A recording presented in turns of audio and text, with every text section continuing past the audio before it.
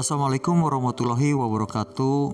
Kita lanjutkan ke Ayo Kita Berlatih 1.7 Matematika kelas 7 semester 1. Soal nomor 1, bilangan di sini ada 9 pangkat, ini kurang jelas. 9 pangkat 8. Nah, senilai dengan, sebelumnya saya bahas dulu, kalau ada A pangkat N terus dipangkatkan dengan M, maka hasilnya adalah A pangkat N kali M. Jadi contoh, kalau ada A pangkat 2 dipangkatkan dengan 3, ini akan menjadi A pangkat 6. Dan sekarang kita masukkan ke soal. Kalau ada 9 pangkat 8, nah 9-nya kita rubah menjadi 3 pangkat 2. 3 pangkat 2 itu adalah 9. Terus dipangkatkan 8, setelah itu kita kalikan pangkatnya. Jadi 3 pangkat 16. Jadi 3 pangkat 16, maka jawabannya di sini adalah D. Soal nomor 2, urutkan bilangan 3 pangkat 4, 4 pangkat 3 dan 2 pangkat 5 dan 5 pangkat 2 dari yang terkecil ke yang terbesar. Jadi di sini kita harus cari dulu nilainya dari 3 pangkat 4. 3 pangkat 4 itu artinya 3 kali 3 kali 3 kali 3. Jadi 3, 9, 27, 81. Terus yang kedua 4 pangkat 3. Berarti 4 kali 4 16 kali 4 64. Terus 2 pangkat 5. 2 pangkat 5 artinya 2 kali 2 jadi 4 8 16 32. Dan satu lagi 5 pangkat 2 itu adalah 25. Jadi kalau dari yang terkecil berarti yang ini adalah urutan ke-1, ini kedua. Jadi dari 5 pangkat 2, terus 2 pangkat 5, terus yang ketiga ini 4 pangkat 3 dan 3 pangkat 4. Jadi urutannya adalah dari 5 pangkat 2, 2 pangkat 5, 4 pangkat 3 dan 3 pangkat 4. Nomor 3, di antara bilangan berikut tentukan bilangan ganjil positif. Jadi saya ulas dulu.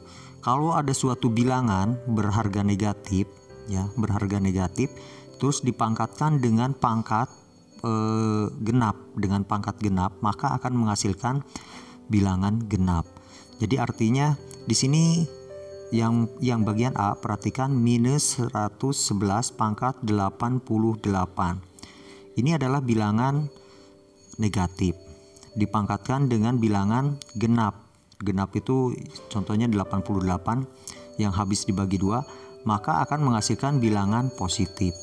Yang satu menghasilkan bilangan positif. Sekarang yang B minus 112. Minus 112 di sini pangkat 101. Dan yang ini perpangkatannya adalah bilangan ganjil, maka di sini tetap menghasilkan bilangan ganjil. Yang C minus 113 pangkat 91. Nah, pangkatnya masih bilangan ganjil juga, berarti menghasilkan bilangan negatif.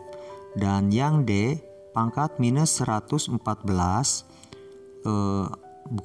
minus 114 pangkat 212. Nah, ini bilangan genap, berarti menghasilkan bilangan positif. Dan sekarang pertanyaannya lagi adalah tentukan bilangan ganjil yang positif. Bilangan ganjil yang positif. Jadi kalau bilangan ganjil dikuadratkan akan menghasilkan bilangan ganjil. Kalau bilangan ganjil dikuadratkan akan menghasilkan bilangan ganjil. Dan untuk yang nomor 3 kan diambil yang positif, berarti yang ini 2 ini sudah salah. Dan sekarang yang cari bilangan ganjil yang dikuadratkan menghasilkan bilangan ganjil. Kalau angka 4 itu sudah bilangan genap, kalau dikuadratkan akan menghasilkan bilangan genap. Jadi yang ini salah. Jadi jawabannya yang bilangan menghasilkan bilangan ganjil positif adalah yang A. Soal nomor 4, bilangan desimal dengan angka desimal sepersepuluhan. Kalau sepersepuluhan itu artinya cuman satu angka di belakang koma, seperti 0,1, 0,2 dan seterusnya.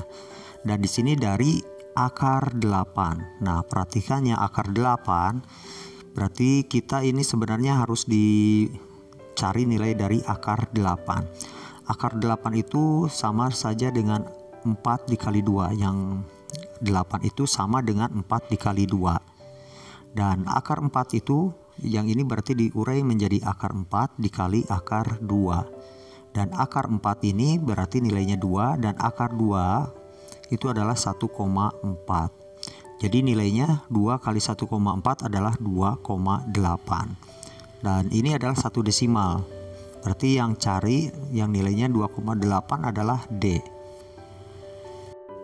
Soal nomor 1, nyatakan bilangan berpangkat tersebut menjadi bilangan desimal. Di sini mengubah ya, kita rubah dari bilangan berpangkat ke bilangan desimal. Yang A 10 pangkat 8 berarti 10 kali 10 kali 10 sebanyak 8 kali. Jadi artinya di sini ada nolnya ada 8. Jadi sama dengan 800 ya juta. Nah, ini untuk yang A. Terus yang B. Yang B 5 pangkat 8 artinya 5 kali 5 kali 5 sebanyak 8 kali. Dan di sini hasilnya adalah 390,625.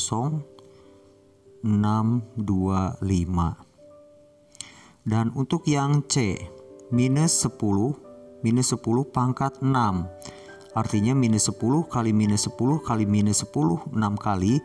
Dan perhatikan di sini angka negatif kalau dipangkatkan dengan pangkat genap maka hasilnya menjadi positif. Hasilnya menjadi positif. Jadi positif di sini nolnya ada 6. Jadi 1 2 3 1 2 3. Nah, ada 6. Dan untuk yang bagian D 2 pangkat 4 dikali ini 2 pangkat 4 maksudnya 2 pangkat 4 dikali 10 pangkat 7. 10 pangkat 7. Nah, 10 pangkat 7 itu berarti 10 juta ya. Yang 2 pangkat 4 itu jadi 2 4 8 16. Jadi di sini 16 dikali 10 juta berarti 10 juta. Nah, jadi 16 kali 10 juta adalah 160 juta. Nah, jadi seperti ini. Dan yang bagian E min 2 pangkat 4.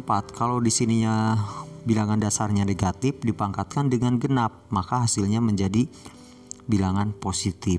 Jadi 2 pangkat 4, 2, 4, 8, 16. Jadi yang ini adalah 16. Dan sekarang min 3 pangkat 5. Min 3 pangkat 5. Di sininya min, bilangan dasarnya minus, dan pangkatnya ganjil, maka tetap akan menghasilkan bilangan negatif. Jadi 3 pangkat 5, 3 kali 3 9 kali 3 27 kali 3 281 kali 3 jadi 243. Nah, jadi seperti ini. Maka hasilnya adalah sama dengan 3888. Nah, ini jawabannya. Soal nomor 2, nyatakan bilangan desimal berikut menjadi bilangan berpangkat atau bilangan perkalian yang memuat pangkat. Perhatikan yang 9 juta, yang bagian A. Nah, 9 juta, berarti yang ini kita bisa tulis menjadi 9 kali 10, jadi seperti ini dulu. 9 dikali 1 juta ini sebenarnya. Nah, bisa ditulis seperti ini. Dan 9 itu adalah 3 pangkat 2. Dan 1 juta itu adalah 10 pangkat 6. Nah, ini jawabannya untuk yang A. Sekarang untuk yang B, ini harus kita cari faktor dulu ya. Kita cari faktornya. Jadi dibagi 2, misalkan dibagi 2 sampai berapa kali, terus nanti dibagi 3 sampai habis. Dan hasilnya di sini adalah 2 pangkat 6 kali 3 pangkat 6. Dan untuk yang C, perhatikan angkanya minus 1.500.000. Kita tulis seperti ini, 115 dikali 10 pangkat 5. 15 kali 10 pangkat 5. Nah, ini jawabannya untuk yang C. Dan sekarang untuk yang D. Untuk yang D. Di sini juga ini caranya sama dengan yang B. Jadi harus dicari faktornya terlebih dahulu. Dan perhatikan yang D di sini adalah bilangan masuk ke dalam bilangan ganjil. Jadi kalau dibagi 2 ini tidak bisa. Jadi harus dimulai dari pembagian 3 ya. Dan hasilnya adalah 3 pangkat 5 dikali 5 pangkat 3. Dan bagian E, untuk bagian E yang ini kita bisa tulis minus. Nah, minusnya kita tulis keluar jadi min, ya, minusnya kita tulis keluar. Itu sama saja dengan min 1 sebenarnya. Jadi min 1. Nah, jadi seperti ini. 3 pangkat 3 dikali 5 pangkat 7. Atau kita tulis jadi minus 3 pangkat 3 kali 5 pangkat 7. Ya, ini angka 7 maksudnya. Nah, jadi seperti ini. Soal nomor 3, dengan menggunakan tanda kecil atau lebih besar atau sama dengan, nyatakan perbandingan masing-masing bilangan berikut. 5 pangkat 3 dengan 12 pangkat 2. 5 pangkat 3 itu adalah 125 dan 12 pangkat 2 itu adalah 144.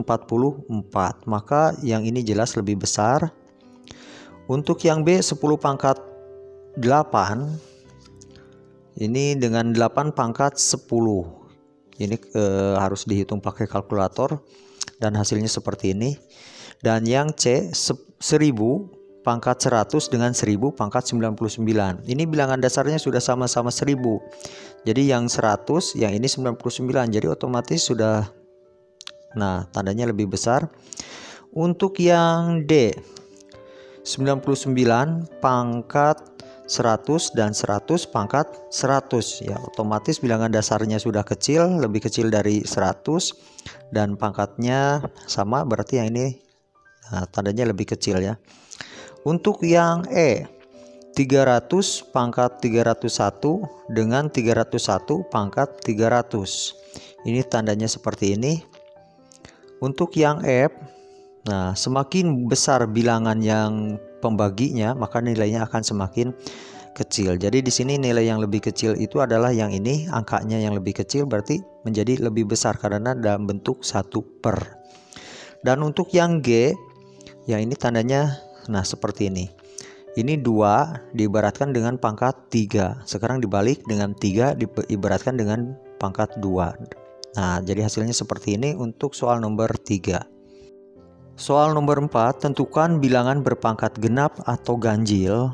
Untuk bilangan genap atau ganjil, kalau dipangkatkan itu akan tergantung dari bilangan awalnya. Jadi kalau misalkan bilangan genap dipangkatkan dengan angka berapapun akan menghasilkan bilangan genap, dan kalau bilangan ganjil juga sama. Jadi perhatikan, yang ini 90 berarti yang ini adalah bilangan genap. Yang ini adalah genap. Untuk yang B 13 berarti yang ini adalah ganjil. Ini ganjil. Untuk C 8 itu adalah genap. D 46 ini adalah genap. Dan satu lagi 23 adalah ganjil. Nah. Soal nomor 5, tentukan bilangan berpangkat berikut positif atau negatif. Kalau ada bilangan dasar itu seperti yang ini, minus 13, yang bernilai negatif. Kalau dipangkatkan dengan bilangan genap maka hasilnya jadi positif. Dan kalau dipangkatkan dengan bilangan ganjil, maka hasilnya akan tetap negatif. Kalau yang positif, kalau bilangan dasarnya positif, kalau dipangkatkan dengan genap tetap positif, dan dengan ganjil juga tetap positif. Jadi yang A, karena di sini sudah positif, berarti yang ini bernilai positif. Jadi yang A positif. Dan perhatikan yang B, minus 13 pangkat 40. Bilangan dasarnya adalah negatif dan pangkatnya adalah genap. Jadi ini akan menghasilkan bilangan positif. Ya, akan menghasilkan bilangan positif. Terus yang bagian C, minus 7 pangkat 31. Bilangan dasarnya adalah 7 negatif dan pangkatnya adalah ganjil. Kalau pangkatnya ganjil maka akan menghasilkan bilangan negatif. Nomor bagian D, minus 40 pangkat 99. Minus 40 bilangan dasarnya negatif dan pangkatnya juga ganjil, maka akan menghasilkan bilangan negatif. Dan yang bagian E, minus 20 pangkat 88. Ini negatif bilangan dasarnya tapi pangkatnya positif, maka menghasilkan nilai positif.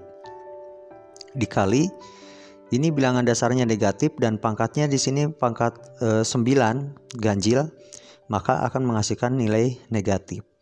Jadi positif dikali negatif adalah negatif.